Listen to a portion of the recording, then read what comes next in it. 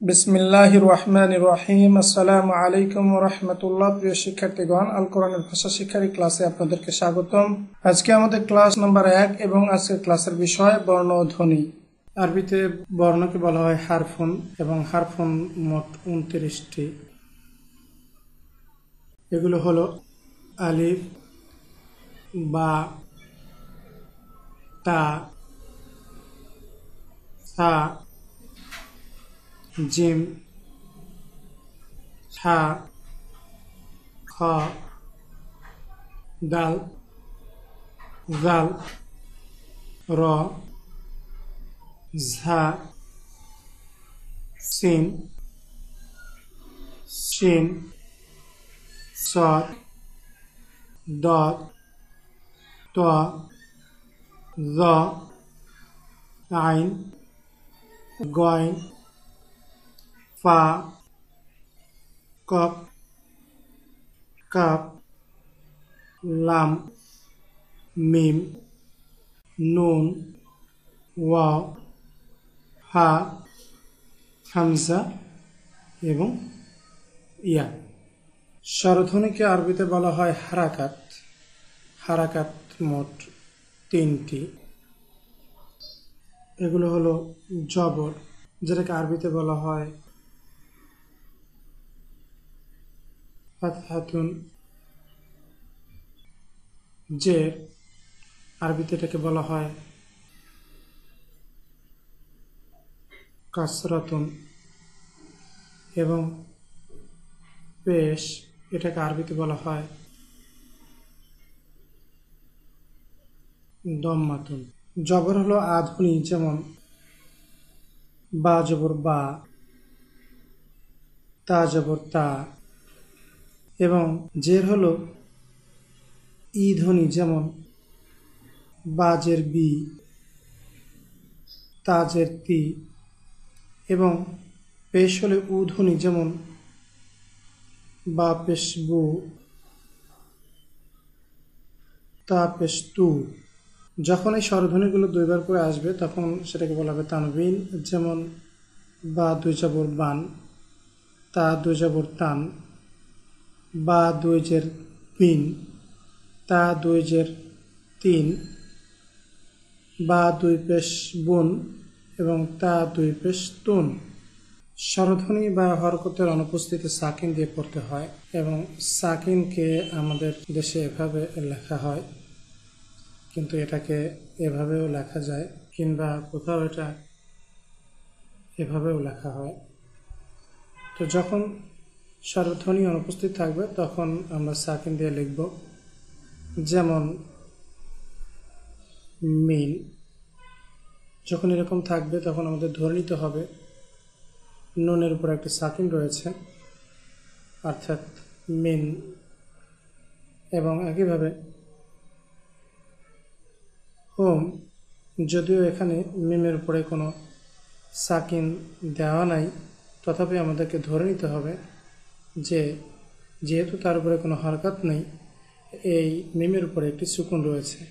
একইভাবে ফি,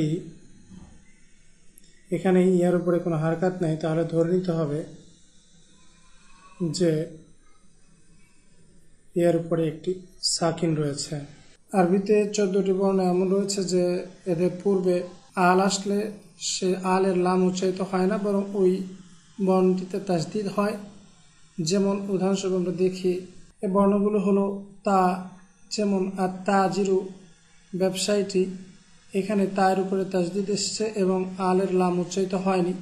ঠিক একইভাবে সা, যেমন আসাউবু, জুব্বাটি, দাল, যেমন আদিকু, মোরগটি, জাল, যেমন জাহাবু, স্বর্ণটি, র, যেমন আর রজুলু, লোকটি, ঝা, যেমন আর জাহারাতু বা ফুল, সিন, যেমন আর সামাকু বা মাছ, শিন, যেমন আর শামসু বা সূর্য, সদ, যেমন আর সাদরু বা বক্ষ, দদ, যেমন আর দয়ফু বা অতিথি, ত, যেমন আর তলিবু বা ছাত্রটি, জ, যেমন আর জহরু বা পিঠ,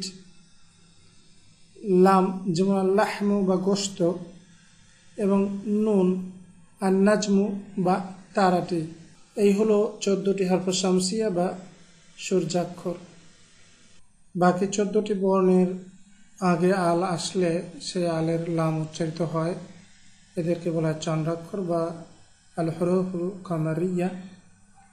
এগুলো হলো আলিফ যেমন আল আবু পিতাটি, বা যেমন আল বাবু দরজাটি, জিম যেমন আল জান্নাতু বা বাগানটি, হা যেমন আল হিমারু গাধাটি, খ যেমন আল খুবজু রুটিটি, আইন যেমন আল আইনু চোখটি, গয়ন যেমন আল গদাউ বা দুপুরের খাবার, ফা যেমন আল ফামু বা মুখ, কফ যেমন আল কমারু বা চারটি, কাপ যেমন আল কালবু বা কুকুরটি, মিম যেমন আল মা উ পানি, ওয়াও যেমন আল ওয়ালাদু বা বালকটি, হা যেমন আল হাওয়াউ বাতাস, এবং ইয়া যেমন আল ইয়াদু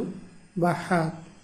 আরবিতেও কোনো কোনো শব্দে আলিফ কখনো উচ্চারিত হয়, আবার কখনো উচ্চারিত হয় না। এরূপ আলিফকে বলা হয় হামজাতুল ওয়াসলি, যেমন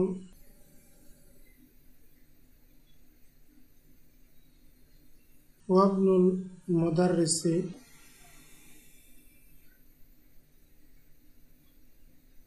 এখানে ইবনু শব্দের আলিফটি হামজাতুল ওয়াসলি, যে কারণে আমরা এভাবে পড়ি ওয়াবনুল মুদাররিসি, এবং আল শব্দের আলিফটিও এখানে হামজাতুল ওয়াসলি।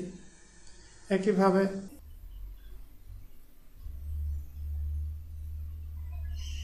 বাইতুল্লাহি, এখানে আল্লাহ শব্দের আলিফটিও হামজাতুল ওয়াসলি, কেননা এখানেও আমরা সরাসরি বলে ফেলছি বাইতুল্লাহি, বাইতু আল্লাহি বলছি না।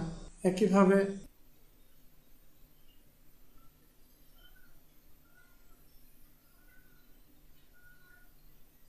মাযহাব, এখানে আমরা দেখছি ইজহাবের আলিফ উচ্চারিত হচ্ছে না। এইসব ক্ষেত্রে আলিফ হচ্ছে হামজাতুল ওয়াসলি।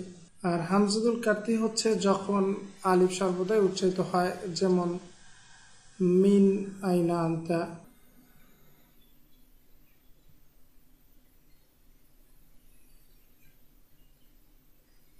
এখানে আইনা এবং আন্তা এই দুই শব্দের হামজা হলো হামজাতুল কাতি, এটা সবসময় উচ্চারিত হবে। একইভাবে ইলাইহিম, এখানকার আলিফটিও হবে হামজাতুল কাতি, এটাও সবসময় উচ্চারিত হয়। এবং একটা উদাহরণ দেখি,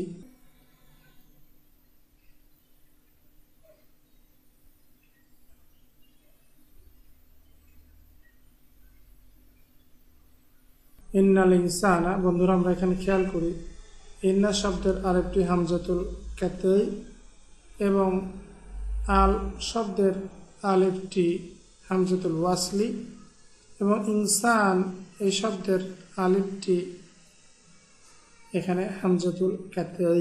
আমরা ইতিমধ্যে খেয়াল করেছি যে হামজাতুল কাতিকে আমরা এভাবে লিখে থাকি, এবং হামজাতুল ওয়াসলিকে আমরা সাধারণত খালি রেখে দিই, অথবা এর উপরে অনেক সময় এরকম চিহ্ন বসতে পারে। তো বন্ধুরা, আজকে এই পর্যন্তই। পরবর্তী ক্লাসে আমরা শব্দতা শ্রেণী বিভাগ দেখব ইনশাআল্লাহ। আসসালামু আলাইকুম ওয়া রাহমাতুল্লাহি ওয়া বারাকাতুহু।